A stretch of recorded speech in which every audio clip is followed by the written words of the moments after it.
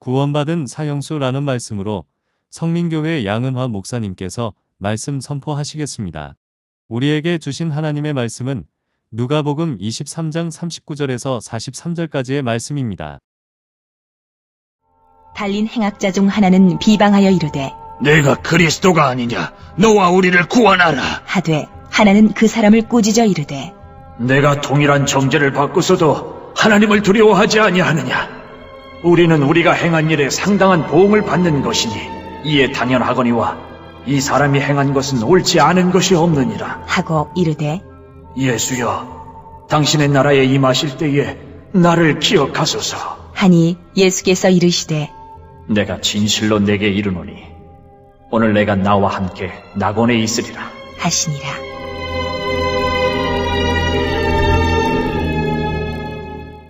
아멘.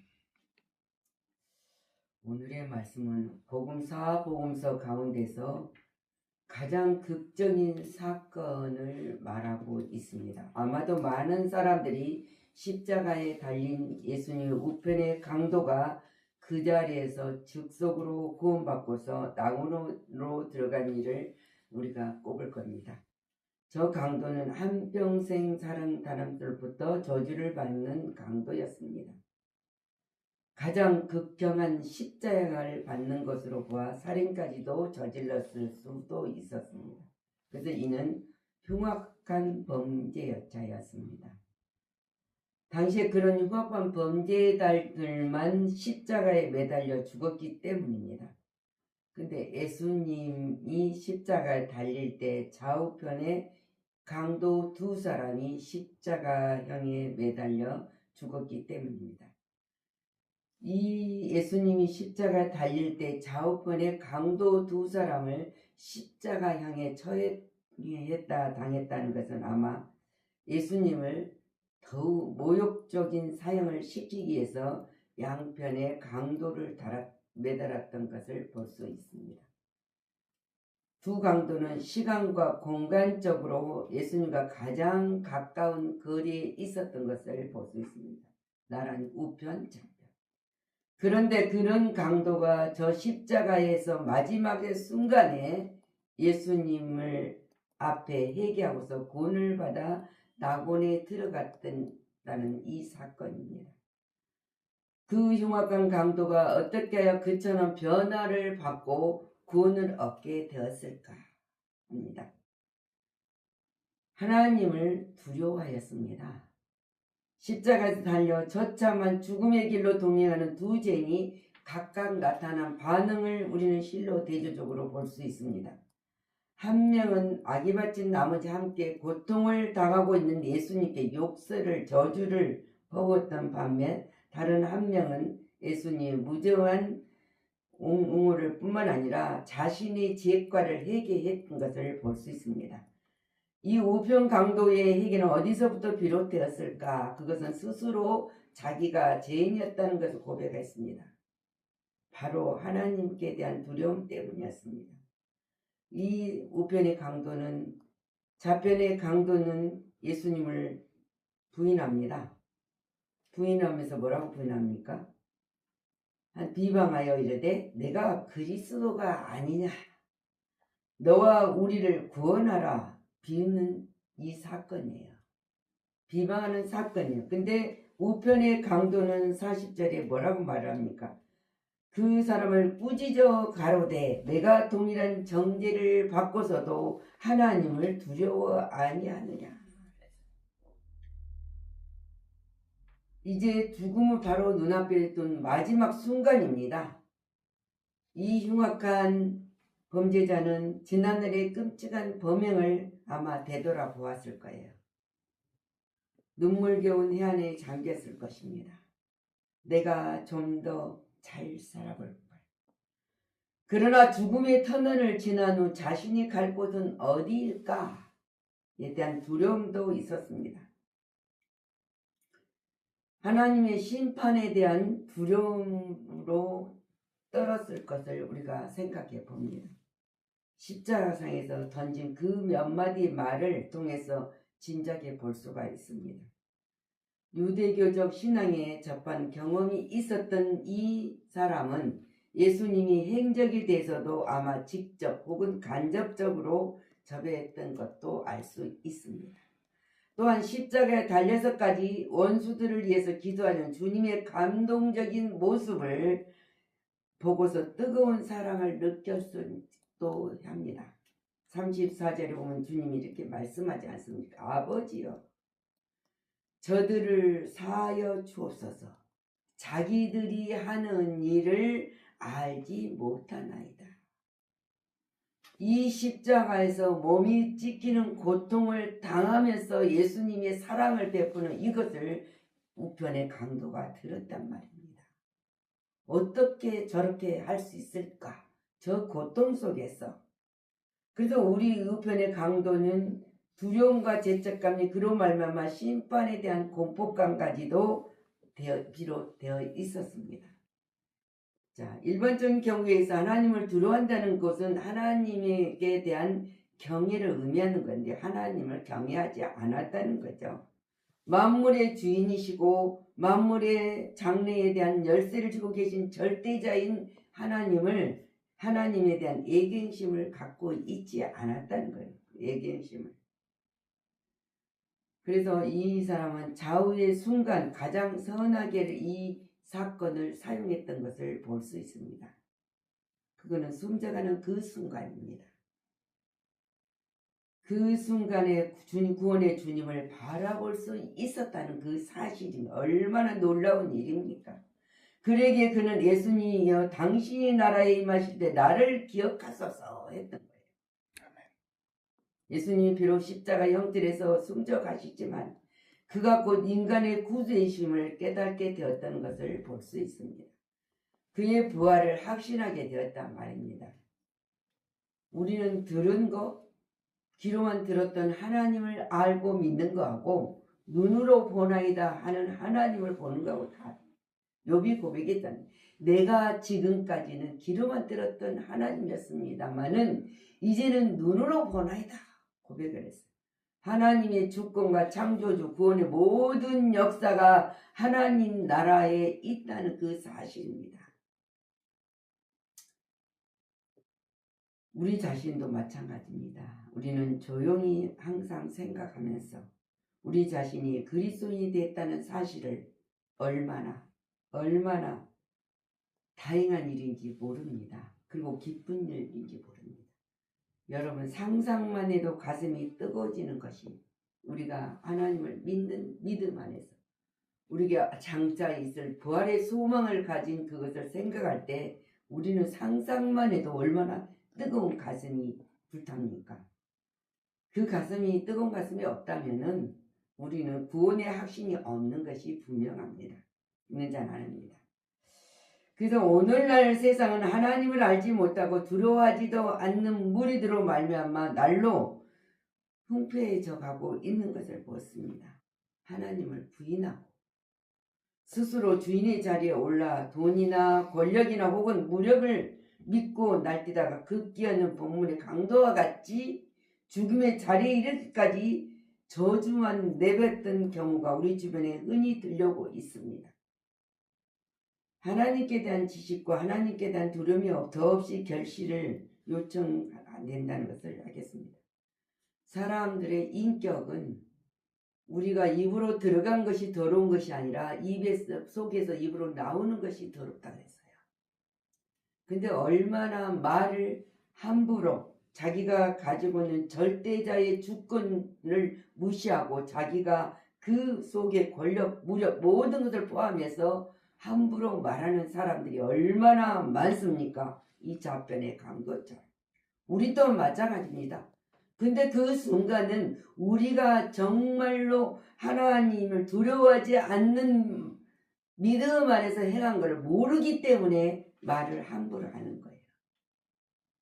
굉장히 우리가 입에서 나오는 말이 살리기도 하고 죽이기도 한다는, 그리고 우리가 복을 받기도 하고 저주를 받기도 한다는 이 사실을 성경에서는 분명히 우리에게 학언해 주시고 계십니다. 그래서 우리는 자기 죄를 이 강도는 깨달았습니다. 자기 죄를 깨달았어요. 우리는 언제나 우리가 은혜와 은총이 정말 감사하고 뜨거워질 수 있는 것은 내가 죄인이었다는 것을 잊어서는 안 돼요. 내가 죄인이었다는 걸 잊으면은 우리는 기쁨이 많지 않습니다. 그러나 내가 죄인이어서 지옥 갈 백성, 정말 멸망받을 백성이었다는 그 사실을 잊지 않는다면 지금 우리가 예수를 믿고 구원받고 소망 있는 삶을 살아갈 수 있었다는 그 자체가 얼마나 기쁘겠습니까? 그리고 감사하십니까? 왜 오늘 본문 말씀에도 언제라도 무슨 죄라도 남김없이 용서받을 수 있음을 가장 적극적인 극적인 것을 보여준 것이 우편의 강도 사건입니다. 저 우수의 철학자 키리에 케르고는 이렇게 말했어요. 죄를 짓는 것이 죄가 아니라 자기 죄를 해결하지 못한 것이 죄라고. 죄니라 그랬습니다. 굳이 이 십자가상의 강도처럼 흉악한 범죄를 저지르지 않았다고 하더라도 우리들의 일생은 크고 작은 죄악으로 가득하여 더고 있습니다. 왜냐하면 우리는 아담의 우수로 우리들의 몸속에 원죄의 속성이 있기 때문에 그래요. 우리가 조금만 좌우로 흔들리다 보면은 이 속성이 나오게 돼 있어요. 이 때문에 어떤 사람을 마치 공기와도 같이 죄를 호흡하는 일을 당연시해 버린다 그랬어요. 우리가 오는 공기가 있기 때문에 우리가 숨을 쉬고 살아가지 않습니까? 당연해 버려요. 죄를 짓고도 이거는 당연히 살아가면서 그럴 수 있을 거다. 아니에요. 우리는 소리를 주먹을 쥐고 지르는 사람이 아니라 무릎을 꿇는 자가 돼야 된다. 무릎을 꿇고 하나님 앞에 간구하는 자가 돼야 된다. 어떤 사람은 일평생 죄의 무거운 짐에 눌러서 어둡고 답답한 터널과 같은 인생을 살아갑니다. 그러나 주님은 분명히 말씀하고 계셔요. 자신의 죄악이 너무 중하여 도저히 하나님의 거룩하신 존재에 나갈 수 없다고 생각하는 사람들이 있다는 거죠. 그러나 혹시 그런 사람이 있다면 죽음 일보 직전에 회개함으로 모든 죄악을 사함받는 십자가의 강도를 우리는 생각해 보아야 됩니다. 우리는 기회를 놓쳐서는 안 돼요. 근데 예수께서 자신을 전폭적으로 맡긴 것을 볼 수 있습니다. 42절 가로되 예수여 당신의 나라에 임하실 때 나를 생각하소서. 얼마나 놀라운 역사와 고백이고 하나님 간절한 것을 맡기는 이 신앙의 모습을 우리는 봅니다. 우편 강도는 이번에는 얼굴을 도 예수님을 바라다 보면서 이렇게 청혼을 하지 않습니까? 예수여 당신을 나를 생각하소서. 나를 기억하소서.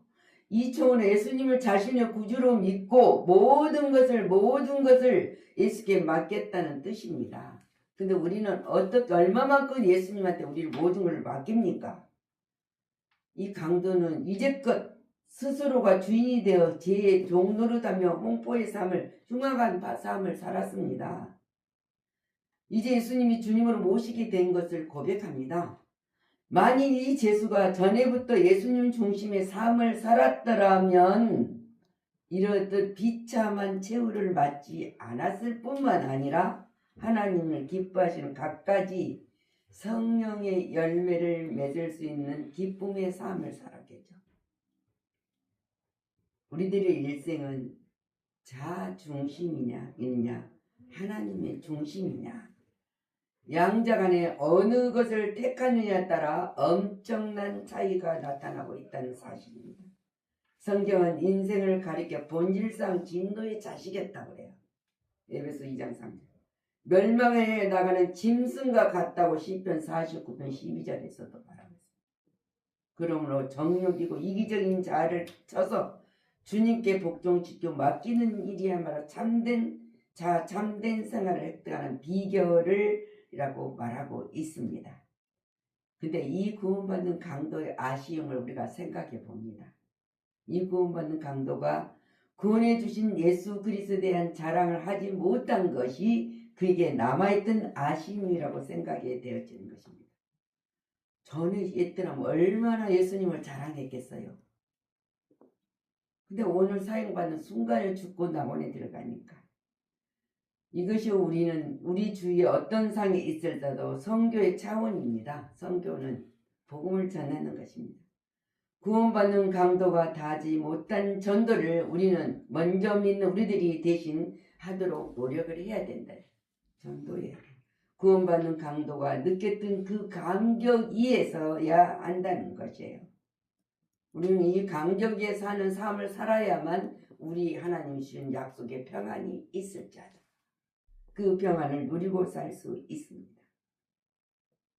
아멘.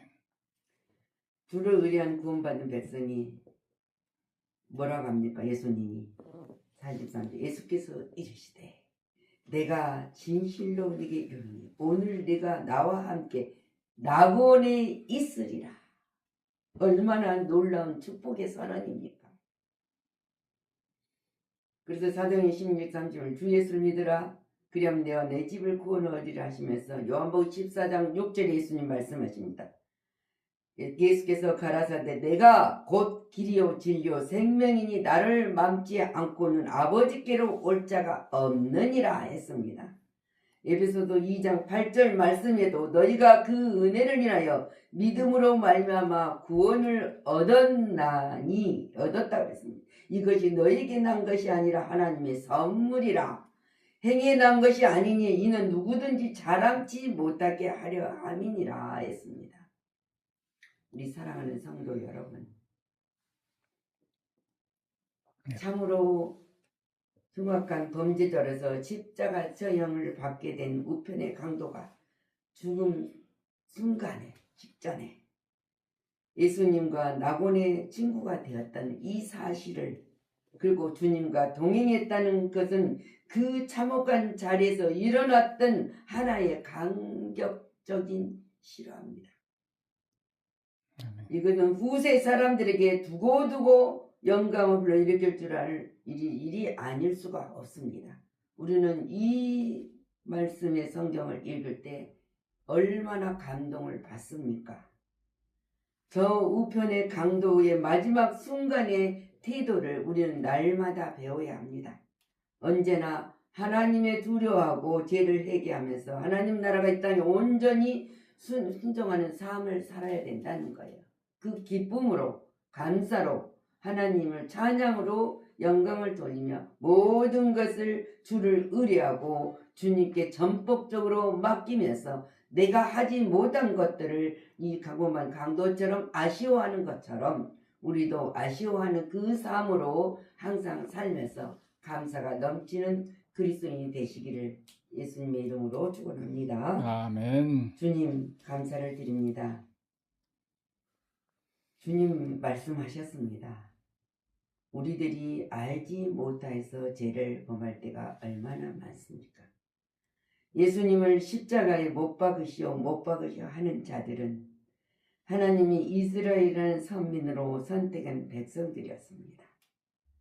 예수님이 이 땅에 오셔서 부활의 기쁨을 우리에게 주고 길이요 진리요 생명으로 되긴 그 길을 열어주시기 위해서 십자가에서 다 이뤘다는 선언을 할 수 있었던 것처럼 아버지여 저들을 사하여 주옵소서 자기들이 하는 것을 알지 못하나이다 하는 사랑의 손길을 음성을 우리는 날마다 듣는 백성이 되게 하여 주옵소서. 함께 하신 하나님께 영광을 돌리며 예수 그리스도 이름으로 축복하고 기도하였습니다. 아멘.